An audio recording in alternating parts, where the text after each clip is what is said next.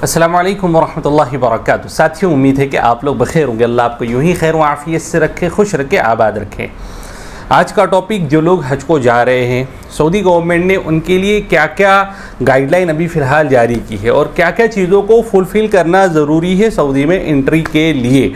Passport authority ने आपको क्या क्या डिक्लेरेशन देना पड़ेगा, पासपोर्ट अथॉरिटी के क्या क्या उसूल से और किन तरीके से आप हरम पाक में, मक्का में एंट्री करोगे। आज की वीडियो में मैं यही चीज़ें बताऊंगा और अभी फ़िलहाल जो हज के ग्रुप गए हैं उनके साथ क्या क्या तजुर्बात हुए हैं उनके बारे में मैं डिस्कस करूंगा।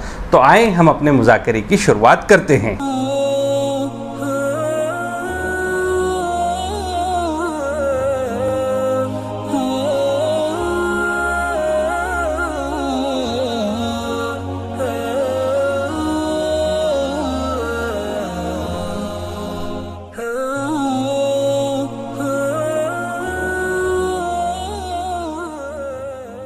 प्यारे साथियों और प्यारी बहनों, जैसा कि आप लोगों को पता है, अल्हम्दुलिल्लाह हज के ग्रुप सऊदी अरब में मक्का और मदीने में दाखिल हो चुके हैं। ये तो आप लोगों को पता ही होगा। बट उसके साथ साथ गवर्नमेंट ने, यानी सऊदी हुकूमत ने कई सारी चीज़ें, क्योंकि अब आहिस्ता आहिस्ता लोग लाखों की तादाद में जिद्दा एयरपोर्ट पे आएंगे, मक्का और मदीने की सरजमीन पर आएंगे, और जो लोग शव्वाल के उम्रे के लिए गए हैं वो भी आहिस्ता आहिस्ता हरम पाक से, यानी मक्का और मदीने से निकलकर अपने मकाम पर पहुंचेंगे। दो चीज़ें समझनी ज़रूरी है कि जो लोग हज के लिए जा रहे हैं, पहले मैं उनके बारे में बात करूंगा, और जो लोग शव्वाल से लौट कर आ रहे हैं उनके लिए भी कुछ गाइडलाइन दी गई है, मैं उस पर डिस्कस करूँगा। पहली बात ये समझनी ज़रूरी है कि अगर आप लोग हरम पाक जा रहे हैं, यानी मक्का और मदीने के सफ़र के लिए जा रहे हैं, हज के लिए जा रहे हैं, तो आप लोगों को सबसे पहले ये जानना ज़रूरी है कि जो डॉक्यूमेंट गवर्नमेंट ने आपको कहे वो डॉक्यूमेंट आपके फुलफ़िल होने चाहिए। पहली चीज़, आपका वीज़ा, जो हज वीज़ा है उसी पे आप जा सकते हो। आप टूरिस्ट वीज़ा पे नहीं जा सकते, आप बिज़नेस वीज़ा पे नहीं जा सकते, आप उम्रा वीज़ा पे हज नहीं कर सकते हैं। ये बात आप बिल्कुल ज़हन नशीन कर ले। जो लोग इस साल हज के लिए जा रहे हैं, कम पैसे के चक्कर में कई सारे लोग आपको तारों के नीचे का सिस्टम भी बता सकते हैं, आपको बिजनेस वीज़ा या टूरिस्ट वीज़ा पर भी ले जा सकते हैं। कहीं पे आपको वाया रियाद ले जाएंगे, वाया ताइफ ले जाएंगे। इन दिक्कतों में, इन धोखेबाजों की धोखेबाजी में आप ना आए। अगर आपका हज वीज़ा है तो ही आप ट्रैवल करें, अदरवाइज आप ट्रैवल ना करें।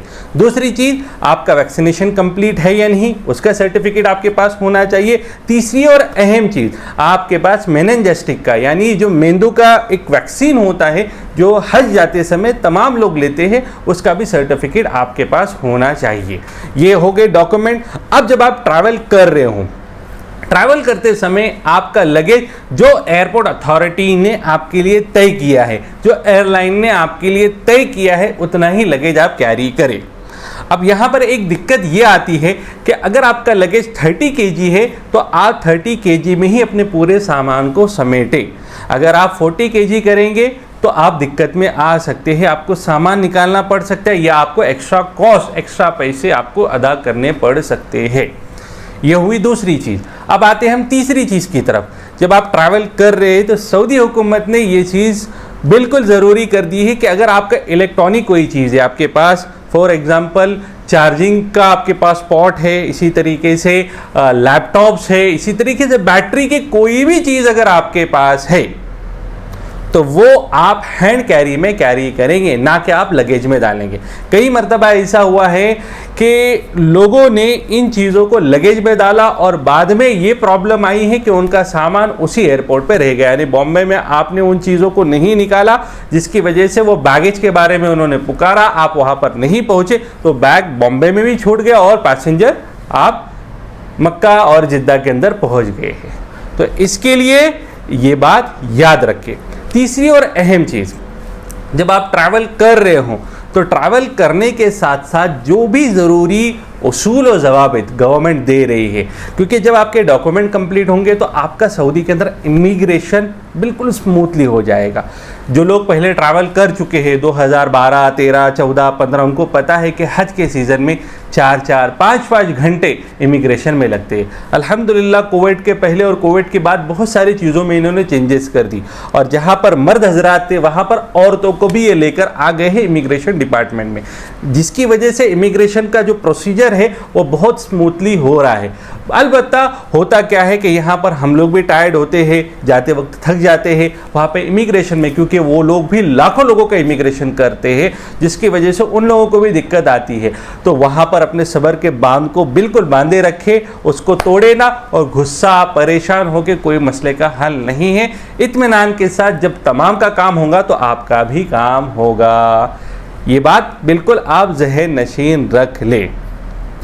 साथ ही साथ जो लोग शव्वाल से उम्रे से लौटकर अपने मुल्क पर आ रहे हैं, वो किसी भी मुल्क के हो सकते हैं। जैसा कि मैंने आप लोगों से कहा, गवर्नमेंट इस बात पर खासा जोर दे रही है कि आपका जो बैगेज है वो सलीके से हो, जो उन्होंने क्राइटेरिया बैगेज का दिया है वो बैगेज। दूसरी चीज, जाते समय भी और आते समय भी, जब आप हज के लिए जा रहे, उम्रे के लिए जा रहे, आप आपके बैगेज को आप रस्सी ना बांधे, ये भी उसूलन खिलाफ है। आप थैले में बैगेज को ना ले जाए, जो प्रॉपर बैग का स्ट्रक्चर है उसी बैग के स्ट्रक्चर में आप आपका सामान कैरी करें। और जैसा कि मैंने आपसे कहा कि आप हैंड कैरी में ही अपने इलेक्ट्रॉनिक डिवाइसेस रखें, जिसका सबसे इंपॉर्टेंट चीज, जैसे कि मैंने पहले भी बताया है कि चार्जिंग का जो पॉट होता है, पावर बैंक होता है, उसको आप लगेज में ना डालें। ये जाते समय भी एप्लीकेबल है और आते समय भी यही चीज रहेगी। अगर आपने आपके लगेज में डाले और अगर मशीन में वो ट्रैक हो गया तो हो सकता है आपका सामान जू के तू ही रहे, वो रिटर्न ना आए। तो इसलिए इन चीज़ों को, इलेक्ट्रॉनिक डिवाइस को आपके हैंड कैरी में, जो 7 kg का 10 kg का जो हैंड कैरी आपको दिया जाता है, वही कैबिन बैग के अंदर उस चीज़ को रखें। तो ये कुछ चीज़ें आपको बतानी थी। लेकिन इसके साथ साथ एक चीज़, जब आप रिटर्न में आएंगे तो जमजम का 5 लीटर का कैन आप एयरपोर्ट के बाहर से ख़रीद सकते हो। 8.5 से 9 रियाल का कॉस्टिंग है, और वो जमजम बाकायदा पूरी बोतल के ऊपर पूठे का पूरा के पूरा एक बॉक्स बाकायदा दिया जाता है। वो बैग्स डायरेक्ट आप आपके बैगेज के साथ आप उसको चेक इन कर सकते हो। इसका फ़ायदा ये है कि आप जब स्टिकर लगाएंगे आपका चेक इन का, तो आपके मकाम तक वो बॉक्स आपका पहुंचेगा। फॉर एग्जांपल, आपने जिद्दा से बॉम्बे का आपका टिकट है तो बॉम्बे तक वो आएगा, और वो आपको बैग, आपको बॉक्स जमजम का, वो आपको बॉम्बे के एयरपोर्ट के लगेज के काउंटर पर मिलेगा। आप साथ में बैग में जमजम को कैरी ना करें, ये भी उसूलन खिलाफ है। और एक ख़ास बात बिल्कुल सख्ती के साथ मैं आप लोगों से कहूँगा, जो लोग हज के लिए जा रहे या आने वाले टाइम पर आप मक्का या मदीने के सफ़र के लिए जाएंगे, गोवा, गुटखा, तंबाकू, इससे परहेज़ करें साथियों, क्योंकि हाल फिलहाल में बहुत सारे केसेस आए हैं। सऊदी जो ड्रग्स और हेल्थ केयर का जो डिपार्टमेंट है, जो नारकोटिक का वहाँ का डिपार्टमेंट है, उन्होंने इन तमाम चीज़ों को ड्रग्स की कैटेगरी में डाल दिया है। तंबाकू हो गया, गुटखा हो गया, और इस जैसी चीज़ों को। तो अगर आप इन चीज़ों में पकड़े गए मुलविस होते हुए या इन चीज़ों को कैरी करते हुए आप पकड़े गए, तो हो सकता है आपको जुर्माना भी दिया जाए और आपके पासपोर्ट पर स्टैम्प भी लगाया जाए, जिसकी वजह से आप ज़िंदगी में कभी भी आप सऊदी में दाखिल नहीं हो पाएंगे। आप हाजी हो, अल्लाह के घर के मेहमान हो, तो इस बात का ख्याल रखें और ये चीज़ें आप ना करें। ये आपकी ही सेफ्टी के लिए, आपके लिए ही खैर और भलाई का मामला है। तो तमाम चीज़ें आपके समझ में आई होंगी। अल्लाह मेरे कहने को, आपके सुनने को कबूल करे। अस्सलामु अलैकुम वरहमतुल्लाहि वबरकातुहू। नाजरीन, 1 मिनट रुकिए, कहीं आप वापस तो नहीं जा रहे? यकीन मानिए वीडियो बनाने में काफ़ी मेहनत दरकार होती है, तो आपसे सिर्फ इतनी ही रिक्वेस्ट है कि हमारी हौसला अफजाई के लिए चैनल को ज़रूर सब्सक्राइब कर दें, वीडियो को लाइक कर दिया करें और साथ ही साथ बेल वाले आइकन को ज़रूर प्रेस किया करें। शुक्रिया, खुदा हाफिज़।